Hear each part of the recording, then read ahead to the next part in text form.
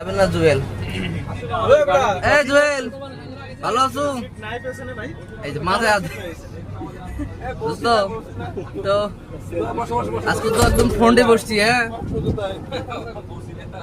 কাকার সাথে বসিলা আমাদের কন্ট্রাক্টরের সাথে কি বলা যায়? জাহিদ ভাই আসছেন? কি কয় এই দোস্ত আমাকে কি কয় কনেক্টর কয় মানে কি কয় এই দোস্ত এই মাথায় গ্যাস ঠিক আছে না